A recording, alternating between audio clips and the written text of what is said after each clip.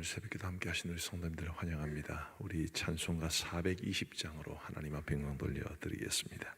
420장 찬송입니다.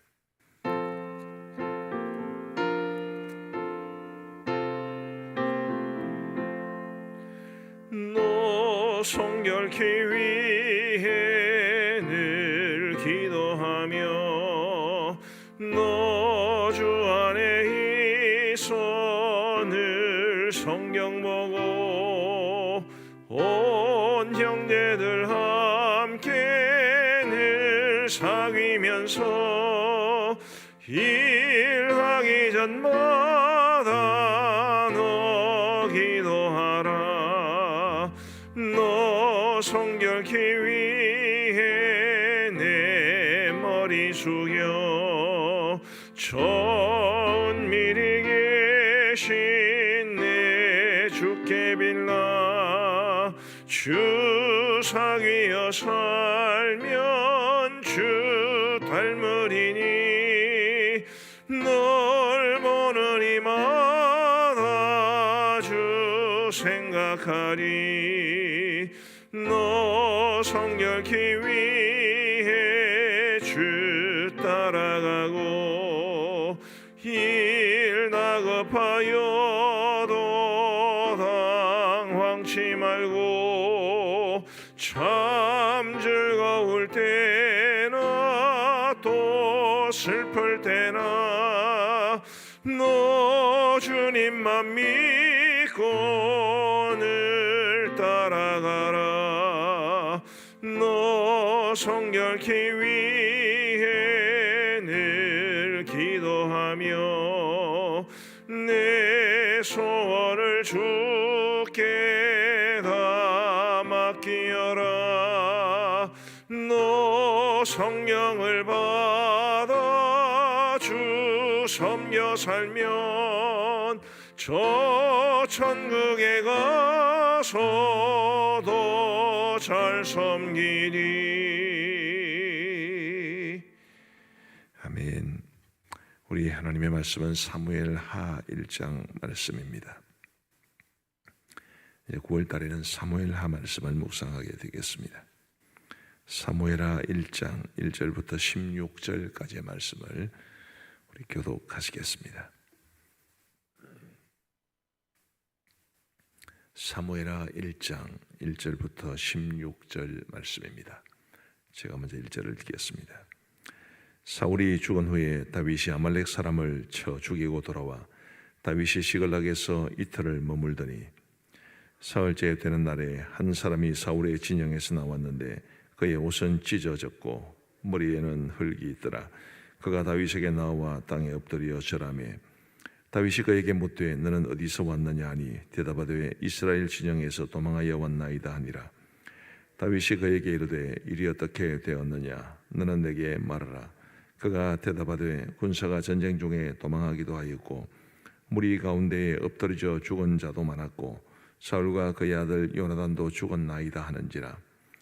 다윗이 자기에게 알리는 청년에게 묻되 사울과 그의 아들 요나단이 죽은 줄을 내가 어떻게 아느냐. 그에게 알리는 청년이 이르되 내가 우연히 길보아 산에 올라가 보니 사울이 자기 창에 기대고 병거와 기병은 그를 급히 따르는데 사울이 뒤로 돌아 나를 보고 부르시기로 내가 대답하되 내가 여기 있나이다 한즉 내게 이르되 너는 누구냐 하시기로 내가 그에게 대답하되 나는 아말렉 사람이니이다 한즉 또 내게 이르시되 내 목숨이 아직 내게 완전히 있으므로 내가 고통 중에 있나니 청하건대 너는 내 곁에 서서 나를 죽이라 하시기로 그가 엎드러진 후에는 살 수 없는 줄을 내가 알고 그의 곁에 서서 죽이고 그의 머리에 있는 왕관과 팔에 있는 고리를 벗겨서 내 주께로 가져왔나이다 하니라. 이에 다윗이 자기 옷을 잡아 찢음에 함께 있는 모든 사람도 그리하고 사울과 그의 아들 요나단과 여호와의 백성과 이스라엘 족속이 칼에 죽음으로 말미암아 저녁 때까지 슬퍼하며 울며 금식하니라.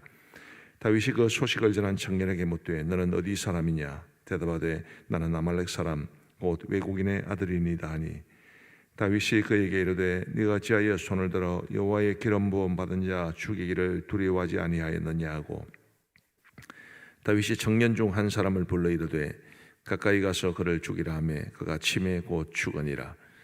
다윗이 그에게 이르기를 내 패가 내 머리로 돌아갈지어다.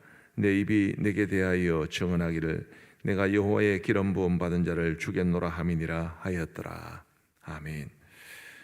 오늘 사무엘하 말씀은 사울이 죽었다는 이야기를 전해준 한 아말렉 청년의 이야기로 시작을 합니다. 그런데 이 사울의 죽음에 대한 기록이 사무엘상 31장에 나오는 것과 사무엘하 1장에 나오는 이야기가 다릅니다. 사무엘상 31장에서는 이제 사울이 스스로 자기 칼에 죽은 것으로 나옵니다. 근데 오늘 본문에서는 이 아말렉 소년이 내가 사울을 죽였습니다. 그렇게 말하는 것으로 나옵니다. 어떤 기록이 맞을까요? 사무엘상 31장 기록이 맞습니다.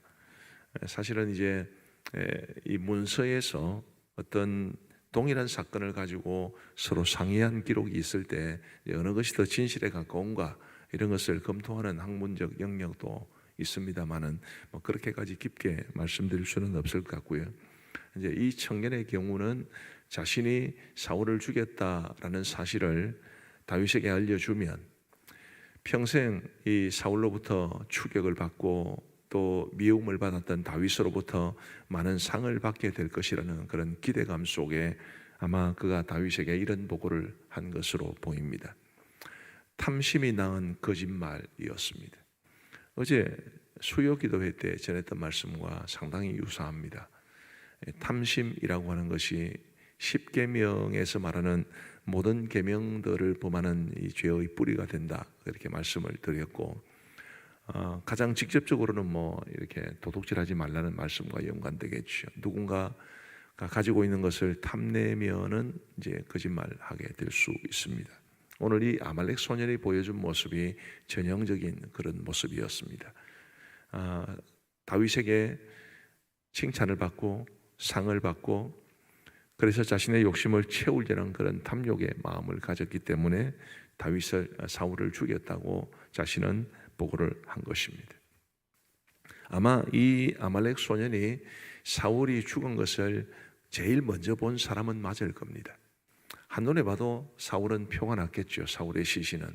그래서 그가 이 사울의 시신에 대해서 이게 사울이라는 것을 알게 되고, 그리고 그의 몸에 있는 왕관과 또 팔에 있는 고리를 벗겨서 다윗에게 증거물로 가져오게 된 것입니다. 그러나 결과적으로는 그는 다윗에게 죽임을 당했습니다.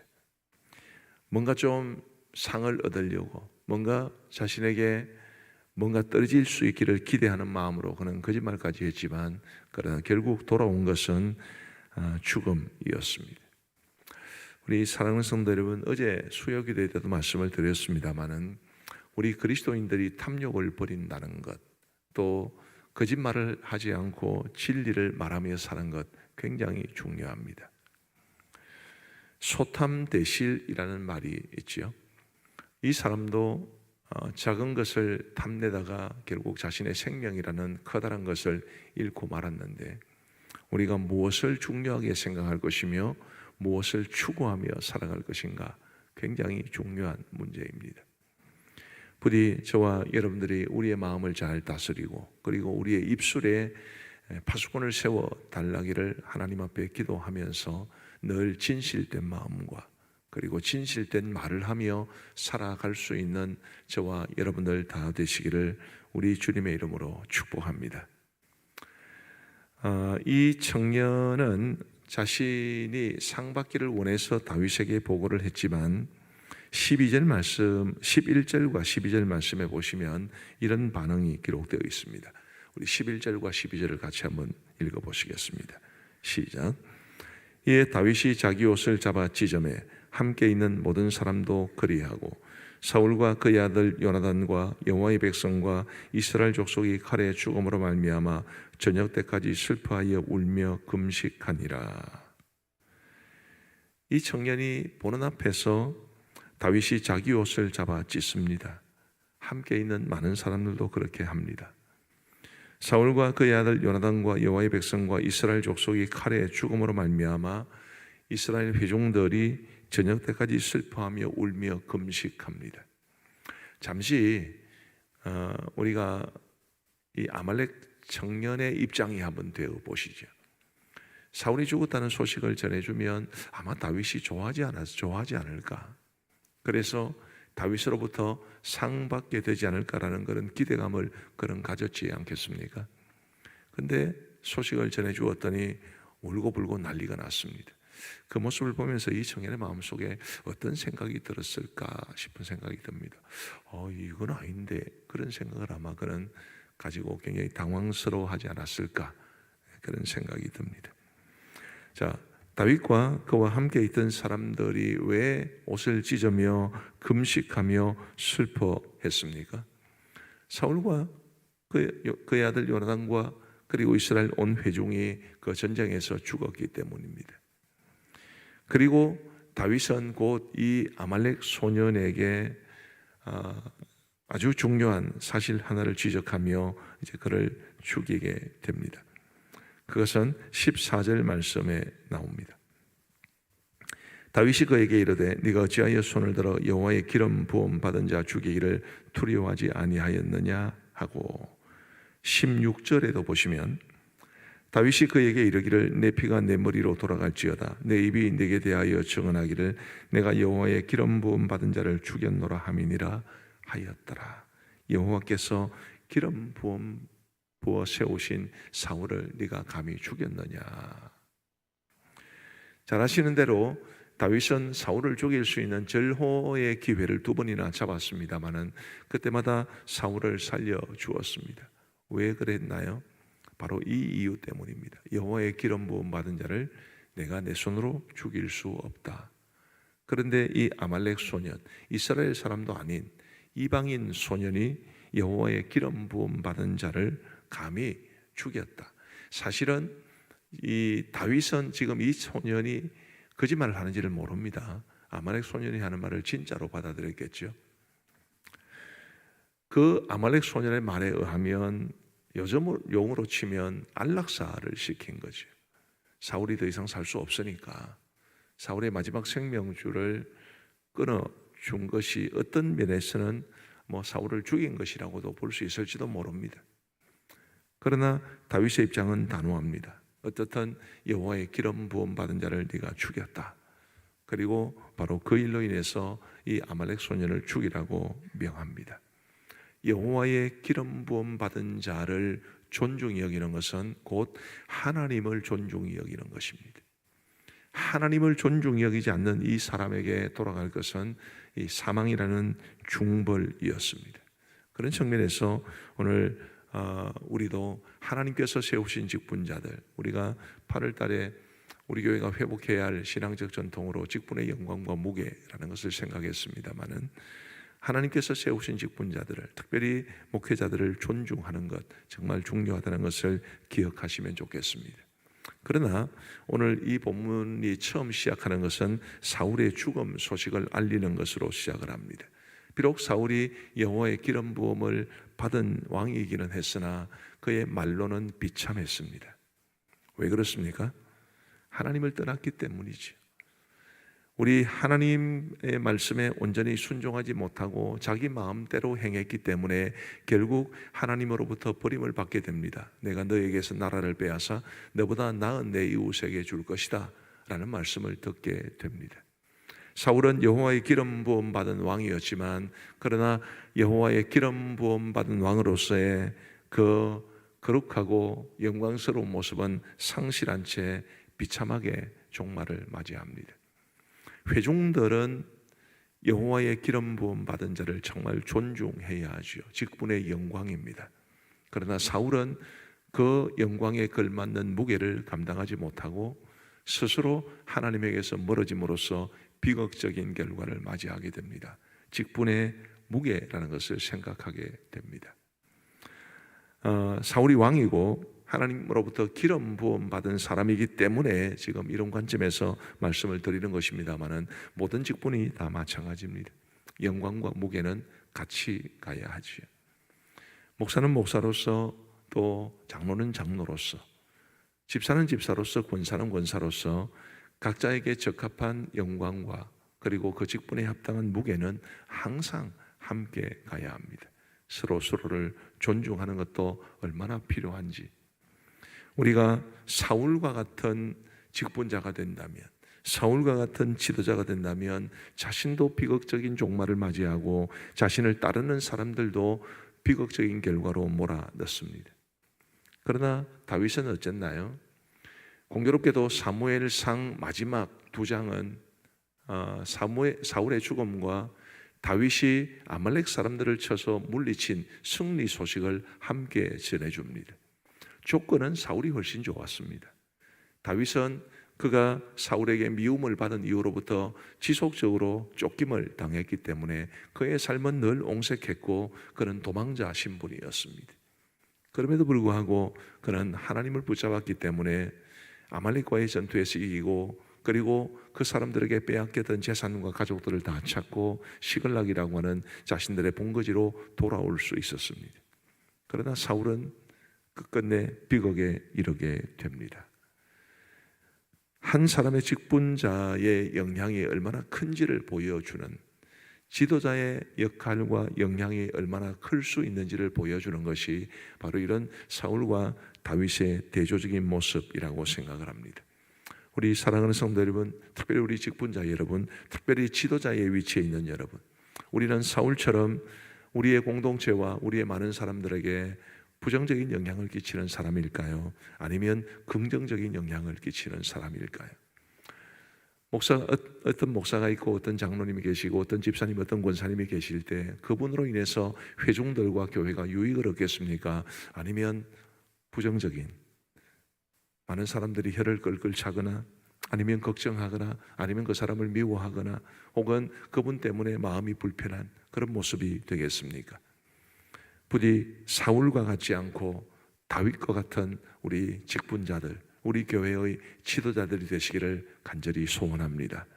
그럼으로써 우리를 세워주신 하나님 앞에 영광을 돌려드리고 우리가 세움받은 이 공동체와 회중들이 하나님의 큰 은혜를 누리게 되는 그런 복된 일이 있게 되기를 우리 주님의 이름으로 축복합니다. 기도하시겠습니다. 자비로우신 하나님 아버지, 감사합니다. 오늘도 저희들에게 생명 주시고 건강 주시고 우리 하나님을 사랑하는 마음 더하셔서 새벽 제단 쌓을 수 있도록 인도하여 주신 것을 진심으로 감사합니다. 자비하신 아버지 하나님, 간절히 바라옵고 소원하옵기는 우리가 하나님을 바라보며 믿음으로 살아가게 하시되 특별히 주님의 말씀에 온전히 헌신하며 살아갈 수 있도록 인도하여 주옵소서. 오늘도 이 아말렉 소년의 모습을 통해서 우리가 탐욕을 품지 말아야 하는 것을, 또한 거짓말하지 아니하고 자신에게 유익한 쪽으로 말을 만들어가지 아니하고 진실을 말하며 살아야 한다는 것을 깨우쳐 주셨으니 감사합니다. 아버지 하나님이여 늘 진실케 하여 주옵시고 탐욕을 버리고 하나님께서 나에게 이미 주신 것들로 인해 늘 감사하며 살아갈 수 있도록 도와주옵소서. 큰 것을, 내가 갖지 못한 큰 것을 갖기를 원하면서 그 욕심 때문에 부당한 일을 하거나 혹은 거짓말을 치어내는 자들이 되지 아니하도록 도와주옵시고 항상 하나님과 사람들 앞에 진실되이 행할 수 있는 우리 모두가 되게 하여 주옵소서. 아버지 하나님, 우리 교회에서는 직분의 영광과 무게를 깊이 존중하고 인식하는 그런 모습이 있게 하여 주옵소서. 아버지 하나님이여, 회중들은 여호와의 기름 부음 받은 자를 존중하게 하여 주옵시고 여호와의 기름 부음 받은 자들은 사울처럼 행하지 아니하고 다윗처럼 행하여 회중과 그리고 모든 공동체를 아름답게 세워갈 수 있도록 은혜를 베풀어 주옵소서.